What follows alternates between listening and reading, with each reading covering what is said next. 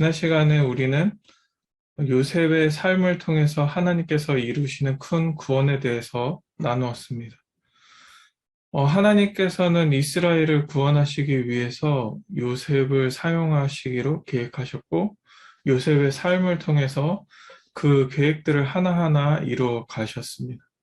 그 과정이 요셉에게는 너무나 힘든 순간들이었지만, 분명한 것은 또 확실한 것은 하나님께서 언제나 요셉과 함께 하시면서 요셉을 누구보다 뛰어나게 성장시키셨고, 또 그 가운데 겸손을 알게 하셨으며, 마침내 요셉이 이집트의 총리가 되게 하셨다는 겁니다. 주위의 모든 땅이 흉년으로 인한 기근에 이제 살기 어려워졌을 때, 그 이집트는 요셉을 총리로 세움으로 인해서 기근을 무사히 잘 넘기고 있었고, 또 부유하고 강한 나라가 되어가고 있었습니다. 그리고 하나님께서는 이 기근을 잘 사용하셔서 그 요셉과 아버지 이스라엘이 만나는 그런 기회로 사용하셨다는 거죠. 요셉의 형들이 아버지 이스라엘의 명령으로 곡식을 구하러 내려오게 하신 겁니다. 그래서 요셉의 형들은 그 아버지의 명령을 따라서 이제 요셉에게 왔는데, 요셉은 먼저 형들을 알아봅니다. 그리고 형들을 시험하죠. 하지만 이제 형들이 그 시험해본 결과 형들이 예전과 같지 않은 새로운 사람으로 변화됐다는 사실을 알게 되고, 그러면서 이제 형들을 용서하고 형들에게 자신이 요셉임을 드러냅니다. 그리고 형들에게 위로를 하죠. 뭐냐면 하나님께서 자신을 이 땅에 보내서 이스라엘을 구원하려 하신 거다라고 하면서 오히려 형들을 위로하는 모습을 보입니다. 총리 요셉의 형제들이 왔다는 소식을 들은 바로와 신하들은 매우 기뻐했다라고 성경은 말합니다. 요셉의 기쁨에 자신들도 기뻐할 만큼 요셉을 신뢰하고 또 인정하고 존경하고 있다는 사실을 우리가 알 수 있는 것입니다. 하나님께서 세우신 자리, 하나님께서 세우신 사람은 세상의 사람들도 존경하고 그 모든 인정을 보낸다는 것을 우리가 성경을 통해서 알 수 있습니다. 바로는 형제들을 매우 환대했습니다. 그리고 아버지 야곱, 이스라엘과 가족들을 다 데리고 와서 이집트에서 함께 살자라고 말합니다. 이집트의 요셉을 더 오래 남게 하고 요셉이 이집트를 더 사랑하게 만들려고 하는 하나의 수단이었을 것입니다. 왜냐하면 지금 요셉만큼 이집트를 잘 통치할 수 있는 사람이 없다라고 모든 사람들이 인정하기 때문일 겁니다. 그러면서 이집트의 전략 자산인 수레까지 함께 내주면서 가족들을 데리고 오라고 합니다. 이스라엘은 요셉이 살아있다는 이야기와 자신을 태우기 위해서 보낸 이 수레를 보고서야 기운이 다시 났다라고 성경은 말하고 있습니다. 그렇다면 그 전까지는 이스라엘은 어떤 모습으로 살았던 걸까요? 성경에서는 야곱이 요셉이 죽었다는 소식을 듣고 정신을 잃었다. 그러니까 정신을 이지를 상실했다? 넋이 나갔다? 뭐 그런 상황이었다라고 기록하고 있더라고요. 그러니까 너무나 큰 충격에 넋을 놓고 살았다라고 볼 수 있습니다. 자신의 소망, 아들 요셉을 보러 가야 한다는 그 사실에 힘이 날 정도로 너무나 그 전까지는 요셉을 잃은 사실에 요셉을 자기가 너무나 사랑했던 아들, 하나님께서 비전을 주신 아들, 위대한 약속을 이룰 아들, 너무나 사랑해서 다른 사람들과 구별해서 맨날 다르게 보려고 채색 옷을 입혔던 그 아들을 잃은 상실감이 그만큼 컸었다는 거죠. 그런 아들을 다시 볼 수 있다. 그 아들이 살아있다. 그 아들이 강대국 이집트의 총리가 되었다. 이 소식은 야곱 이스라엘에게는 정말 그 어떠한 소식보다 큰 복음이라고 느껴졌을 겁니다. 요셉의 소식을 듣고 정신을 차린 야곱은 제일 먼저 한 일이 가족들을 이끌고 브엘세바로 가서 하나님께 희생 제사를 드리는 것이었습니다. 그것은 이집트에 내려가는 것에 대한 하나님의 뜻을 알려고 한 것입니다. 자신의 할아버지 아브라함과 아버지 이삭이 하나님께 항상 제사 드리던 그곳을 찾아가서 그곳에서 자기와 함께 하신 하나님, 요셉을 잃었던 그 충격으로 잠시 망각하고 있던 하나님을 다시 찾은 거죠. 자기의 의지대로 자신의 삶을 스스로 더 좋게 하려고 늘 노력하던 이스라엘이 이제야 하나님께 먼저 하나님의 뜻을 알려는 사람으로 변화되었음을 우리가 볼 수 있습니다. 이 변화가 정말 놀라운 변화인 것 같아요. 야곱이 정말 이스라엘이 될 수 있었던 것. 거기에는 우리가 생각하는 것처럼 하나님의 은혜와 보호하심 이런 게 아니었어요. 오히려 하나님의 연단, 자기가 너무나 사랑하는 자녀, 자기가 사랑하는 아내를 잃는 그런 슬픔들, 늘 적들에게 어떠한 해코지를 당할까봐 두려워서 도망다니던 그런 삶, 그것으로 인해서 그 가운데 하나님의 뜻을 깨닫고 변화되었다는 거죠. 여러분, 우리 인생에 하나님의 은혜라는 개념이 좋은 것으로만 올 수는 없습니다. 때로는 우리에게 연단도 하나님의 은혜라는 사실을, 그 연단이 우리를 변화시킨다는 사실을 우리가 기억해야 할 것 같습니다. 하나님은 이스라엘에게 하나님의 계획을 알게 하셨습니다. 이집트로 내려가는 것이 하나님의 뜻이고, 이집트에서의 삶을 통해서 이스라엘이 큰 민족이 되어서 다시 가나안으로 돌아오게 하실 계획을 갖고 있음을, 또 그렇게 하실 것을 약속해 주셨습니다. 요셉의 손으로 이스라엘의 눈을 감기게 해주실 것도 또한 약속해 주셨습니다. 야곱은 이 하나님의 약속에 두려움 없이 모든 가족을 이끌고 이집트로 내려갈 수 있었습니다.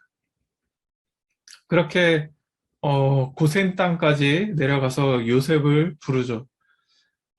고센 땅에서 멈춘 이유는 다른 게 아닙니다. 그들이 많은 가축을 가지고 있었는데 그 가축들을 거느리고 도시로 들어갈 수가 없기 때문에 도시의 관문인 그 고센에서 먼저 가축들을 풀어서 풀을 먹이고 거기서 요셉을 기다린 겁니다.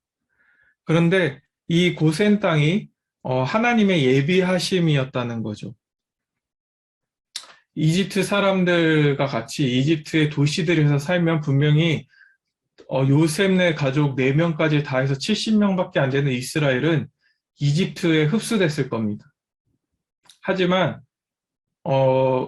이집트 사람들은 소를 숭배하거든요. 소가 신이에요. 근데 그 목자들이 하는 일이 뭡니까? 소를 잡는 일이에요. 소를 죽이는.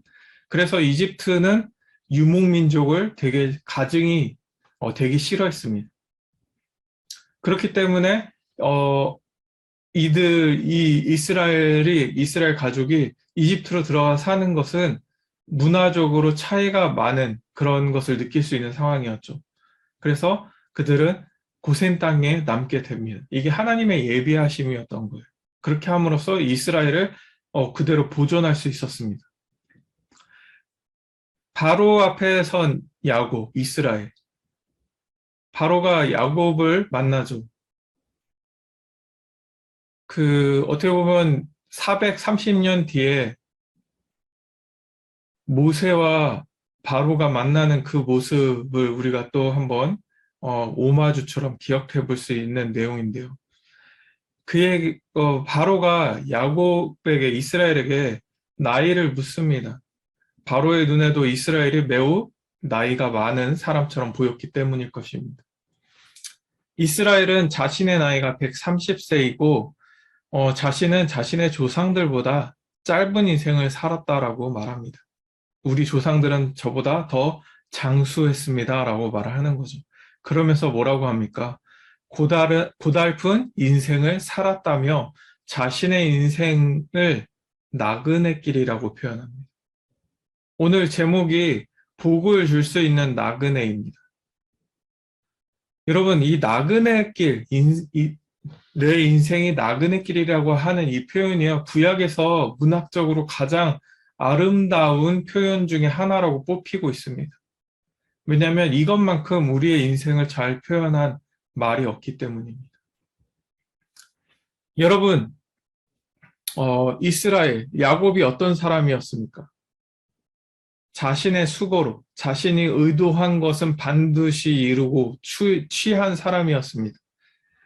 자기가 사랑한 아내 라헬을 얻기 위해서 21년을, 14년이죠. 14년을 일하고, 또 이렇게 자기가 자기 아버지 부모님 땅으로 돌아갈 때 재산을 갖고 가기 위해서 총 횟수로 21년을 그 외삼촌의 밑에서 아둥바둥 일하면서 재산을 모은 사람 아닙니까?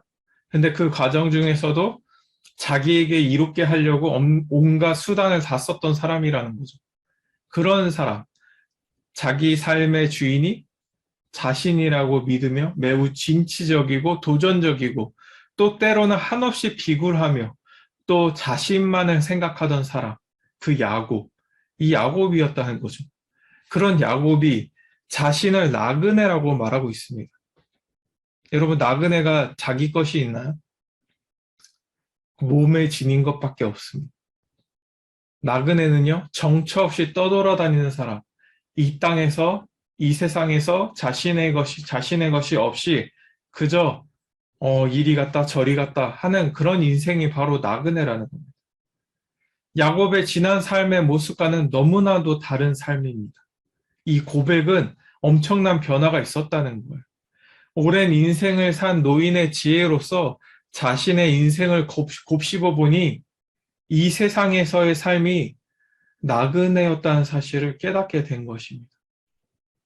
자신이 그토록 원하던 장자의 복도, 자신이 이루었던 부와 권력도, 자녀들까지도 모두 자신의 것이 아닌 하나님께서 잠시 맡겨주셔서 쓰게 하신 것임을 깨닫게 되었다는 것이죠.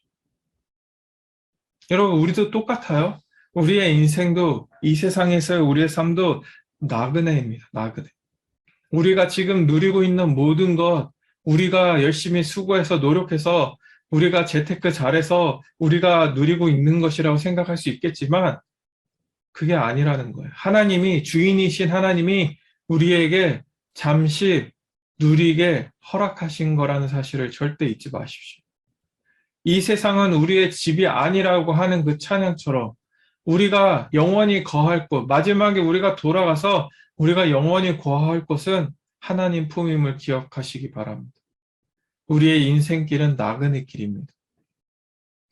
자신도, 자신 앞에 선 바로도 다 알고 보니 나그네였다는 거예요. 야곱의 시선에. 야곱은 가나안이라는 변두리에서 양이나 키우고 부족의 족장을 하는 그런 별 볼 일 없는 사람이었습니다. 가족이 다 해서 요셉 가족 빼면 66명 중에 우두머리였어요. 그런데 바로는 어떤 사람입니까? 그 당시 초강대국 이집트의 살아있는 신이라 불리는 절대자, 절대 권력자였습니다. 말 한마디면 요셉부터 야곱의 모든 가족들을 다 죽이고 살릴 수 있는 자였습니다. 그런 바로 앞에서 선 야곱, 솔직히 인간적으로 우리의 세상적인 눈으로 볼 때 주눅들 수밖에 없는 상황입니다. 그런 상황에서 야곱이 무엇을 했다고요? 바로를 축복했습니다. 복을 주었다는 거예요. 자기가 가진 복을 바로에게 나눠주었습니다. 여러분, 얼마나 멋진 상황입니까? 얼마나 이 놀라운 상황이에요. 여러분, 우리가 일반적으로 생각할 때 복을 준다는 것, 축복을 해준다는 건 더 많이 가진 사람이 덜 가진 사람에게 빌어주는 거예요. 그런 대표적인 게 뭐냐면요. 바로 야구 경기에 있습니다. 야구 경기에서 홈런을 잘 치는 타자가 있어요. 그러면요, 주변의 동료들이 와서 그 사람의 물건을 빌려달라 그러고요. 그 사람과 악수를 해달라 그래요. 이유가 뭔지 알아요? 네가 야구 그 홈런 잘 치는 기운을 나에게 나눠달라는 거예요. 징크스고 미신이지만 이런 것이 우리 세상의 일반적인 상식이라는 거예요. 뭔가 능력을 가진 사람이 능력이 없는 사람에게 복을 빌어주는 거예요. 근데 야곱이 지금 바로보다 더 많이 가진 사람인가요? 우리가 일반적으로 보아도 바로가 훨씬 더 많이 가졌습니다. 그런데 하나님의 놀라운 뜻 안에서 자신도 나그네, 바로도 나그네라는 사실을 깨달은 야곱이 바로 앞에 섰더니 바로는 하나님도 모르는 정말 초라한 사람이라는 것을 알게 된 거예요. 자신은 하나님이 함께 하시는 사람인데 바로는 하나님이 계시지 않아요. 그러니 정말 야곱이 바로에게 축복해 줄 수 있게 되었던 것입니다. 험난한 나그네 길의 인생을 살았다고 말하는 야곱이 바로를 축복한다는 것. 이것은 바로가 그 어떤 사람일지라도 야곱이 지금 그 바로 앞에서 매우 담대한 자세로 서 있음을 우리는 알 수 있습니다. 불과 몇십 년 전만 해도 딸 디나의 사건으로 인해서 아들인 시므온과 레이가 세겜성의 사람들을 다 죽였을 때만 해도 주변에 흩어져 있던 다른 이방 민족들이 자신을 어떻게 할까봐 두려워서 그런 두려움 때문에 아들들을 탓했던 야곱이 이제는 초강대국의 왕인 바로의 앞에서 담대하게 서서 축복을 하고 있다.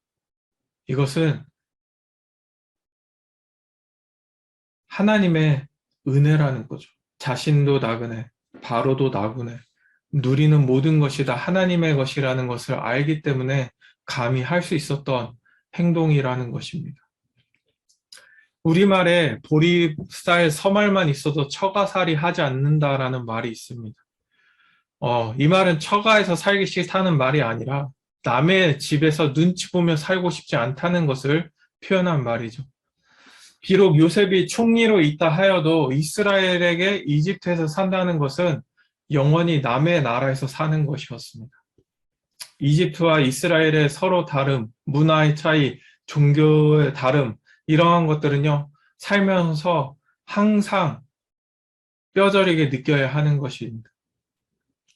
저희 가족도 태국에서 1년 반에서 2년을 살면서 느낀 것은 아무리 저희가 그들에게 좋은 감정, 선의로 다가가도 결국 결정적인 순간에 저희는 외국인이라는 것이었습니다. 모든 행정이나 모든 처리가 자국인 위주로 돌아가는 나라에서 더 그랬던 것 같습니다. 네. 참고로 저는 처가에 사는 거 싫어하지 않습니다. 네. 저는 아주 좋아해요. 처가에 사는 거. 네. 사실 하나님의 구원 계획에 의해서 이집트에 머물며 민족이 될 기반을 마련하기 위해서 이집트로 하나님이 보내셨다라는 그 계획이 어떻게 보면 되게 참 소망이 있는 말처럼 들리지만 그 속에는 이러한 차별과 거리낌이 항상 느껴야 하는, 존재해야 하는 그런 말과 같다는 겁니다. 하지만 하나님은 이스라엘이 고센에 머물게 함으로써 이집트인들과 지리적 거리를 두게 하셨습니다. 고센 땅은 우리가 잘 알듯이 그 나일강 삼각주 지대입니다. 그 안으로 들어오려면 나일강을 건너야 돼요. 그래서 이집트 사람들은 그쪽으로 잘 올라오지 않습니다. 모든 도시들이 거의 다 나일강 그 서편에 있습니다. 그래서 이 땅은 도시화되지 않았고 풀이 많아서 가축을 치기도 너무나 좋은 땅이에요.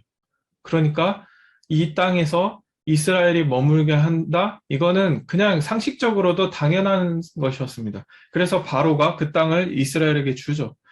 하지만 이 거리적 차이, 이 지리적 거리를 두었기 때문에 이스라엘과 이집트가 하나 되지 않았습니다.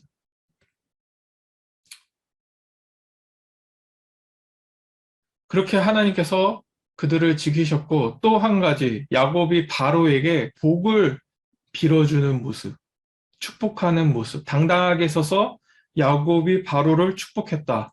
이 사실은요, 어떻게 보면 이집트인들에게 이스라엘을 함부로 하지 못하게 하는 그러한 모습이 될 수 있습니다. 만약에 야곱이 바로 앞에서 주눅 들어서 그 바로가 하는 말에 그냥 굽신굽신 했다면 신하들이나 이집트 사람들이 이스라엘을 무시했을 겁니다. 하지만 이 당당함이 오히려 하나님께서 허락하신 은혜였고, 이것을 통해서 이집트 사람들도 이스라엘 가족을 함부로 여기지 못하도록 된 것이 아닐까 저는 봅니다. 나그네처럼 보잘것없지만 복을 줄 수 있는 나그네.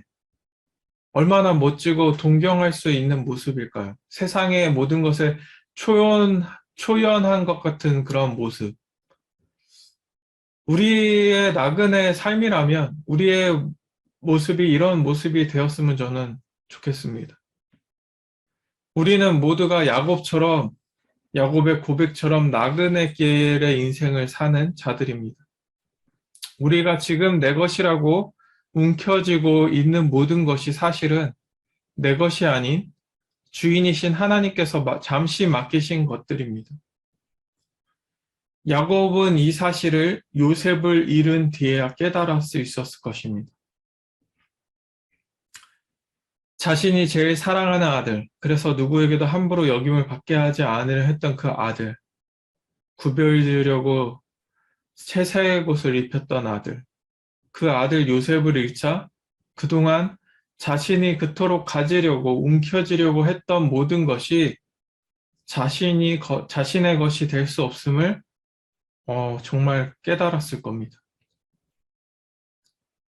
그랬던 아들이 다 죽었다고 여겼던 그 아들이 다시 하나님의 계획하신 말에 살아서 이집트의 총리가 되었다는 그 소식을 들었을 때 그가 이 세상 모든 것이 내 마음대로 내 의지대로 내 손으로 움켜질 수 있는 것이 아니라는 사실을 다시 한번 확신하게 되었는 사건이지 않았을까 생각합니다.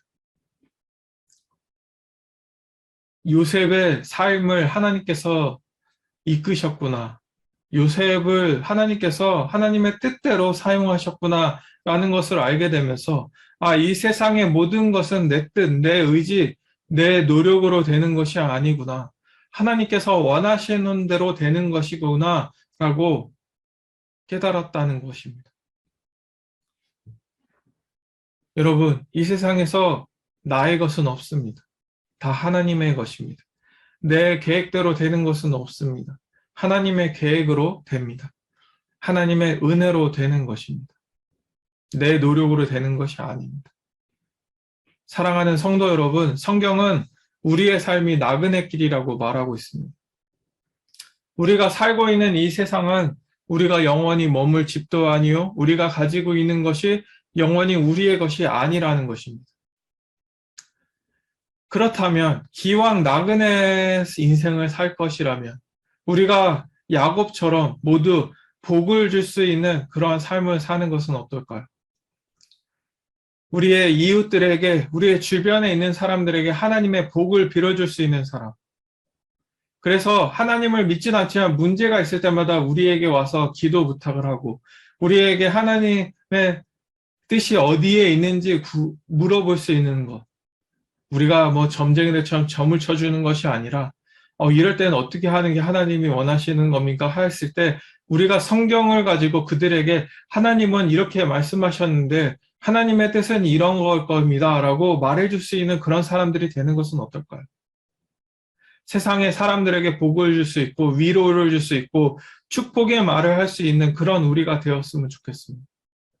야곱은 엄청난 시련을 겪어서 깨달은 것이지만 우리는 그런 고난과 시련이 없어도 오늘 예배를 통해서 또 성경을 통해서 하나님, 우리와 함께 하시는 하나님 성령님을 통해서 우리가 깨닫게 되는 은혜가 있기를 소망합니다. 세상에서 살아가고는 있지만 우리는 세상과 섞이지 않은 구별된 거룩한 성도입니다. 하나님께서 이스라엘을 이집트에게 보내셨지만 이집트 가운데 있는 것이 아니라 고센 땅에 구별하셨던 것처럼 우리도 그렇게 살아가야 될 줄 믿습니다.